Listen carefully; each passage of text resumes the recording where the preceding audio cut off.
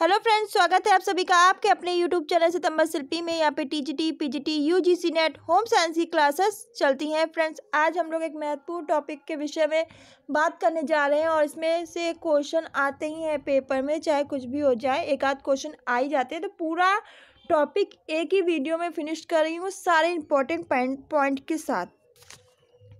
पहला है कि भोजन पकाने का भोज्य तत्वों पर क्या प्रभाव पड़ता है। तो जान लेते हैं कार्बोहाइड्रेट के बारे में। तो भोजन में उपस्थित स्टार्च के उचित पाचन के लिए भोजन का पकाना क्या होता है, आवश्यक होता है। गीले स्टार्च के पकने से स्टार्च फूटकर फट जाते हैं तथा उनका जिलिटीकरण हो जाता है।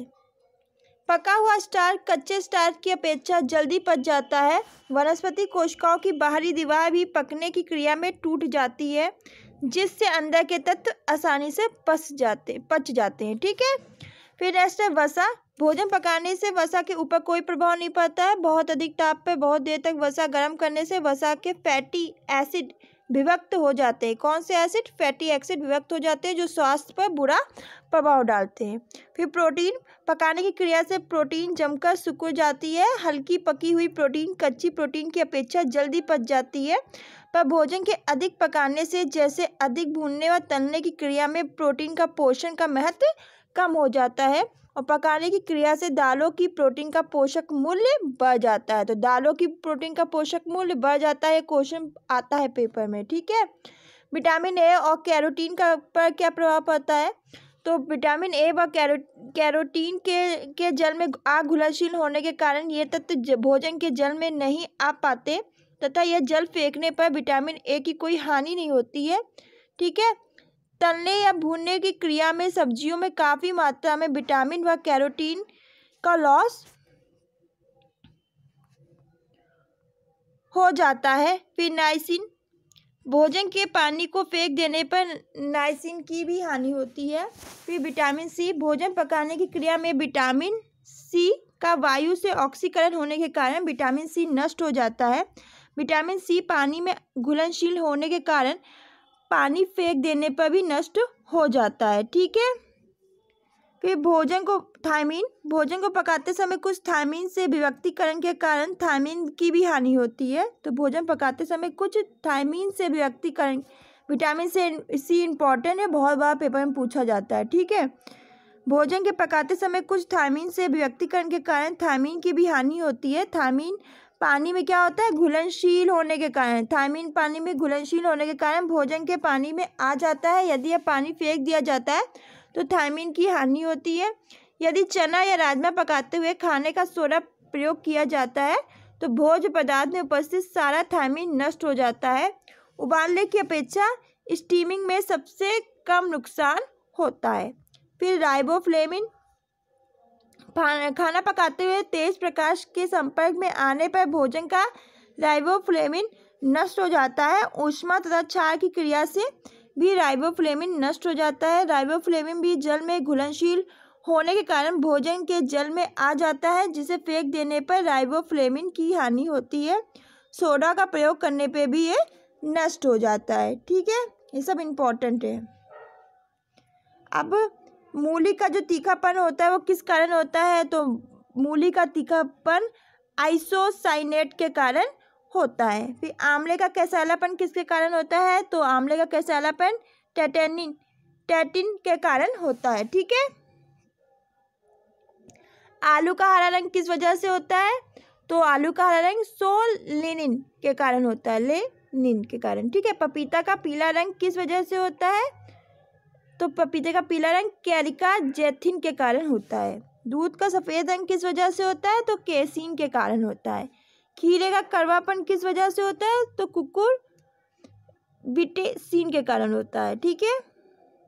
मिर्ची का लाल रंग व मिर्ची का तीखापन किस वजह से होता है। तो मिर्ची का जो तीखापन होता है वो कैप्सेसिन के कारण होता है, कैप्सेसिन के कारण होता है। और मिर्ची का जो लाल रंग होता है वो कैप्सेथिन के कारण होता है। ठीक है। करेले का कड़वापन किस वजह से होता है। तो करेले का कड़वापन मेमिडीकोसाइड के कारण होता है, मेमिडीकोसाइड कोसाइड के कारण होता है। गाजर का नारंगी रंग किस पदार्थ की वजह से होता है? तो कैरोटीन की वजह से। टमाटर का लाल रंग किस वजह से होता है? लाइकोपीन की वजह से। ठीक है। सेब और गाजर का लाल रंग किस वजह से होता है? तो एंथोसाइनिन की वजह से। ठीक है, ये सब पढ़ लीजिएगा, पेपर में से क्वेश्चन आते हैं।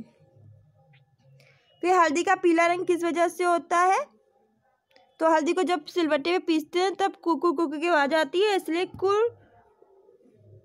कुमिन के कारण होता है। कुमिन के कारण होता है। ठीक है। फिर कैरमलाइजेशन क्या है? तो चीनी को अधिक गर्म करने पर वह सुनहरी, फिर कत्थई तथा अधिक गर्म करने पर काली हो जाती है। इस विशेष क्रिया को हम कैरमलाइजेशन कहते हैं। ठीक है।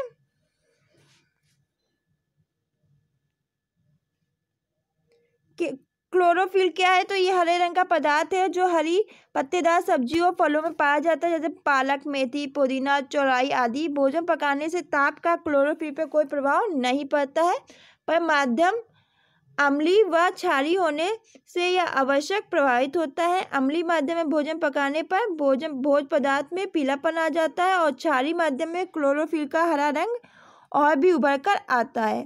फिर कैरोटीन, तो यह पीले रंग का पदार्थ है जो पीली, नारंगी, हरी सब्जियों में पाया जाता है। इस रंग पर ताप, अम्लीय व क्षारीय माध्यम से कोई प्रभाव नहीं पड़ता है। ठीक है। फिर एंथोसाइनिन, तो यह लाल जामुनी रंग का पदार्थ है जो मुख्यतः चुकंदर, जामुन व काली गाजर आदि में पाया जाता है। ताप से यह अप्रभावित रहता है, पर अम्लीय माध्यम में यह हल्के लाल रंग का व क्षारीय माध्यम में यह नीले रंग का हो जाता है। ठीक है।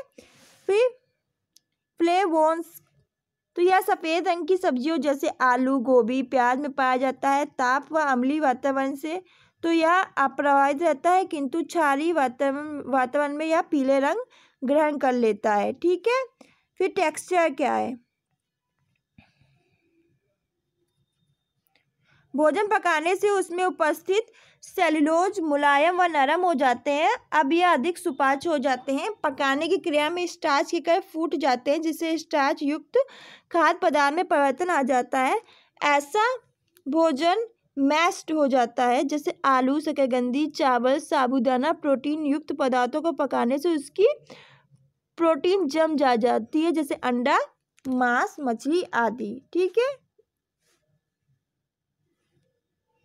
फिर है गंध। कुछ भोज्य पदार्थों की अवांछनीय गंध भोजन पकाने से नष्ट हो जाती है, जैसे मछली, प्याज, शलजम आदि।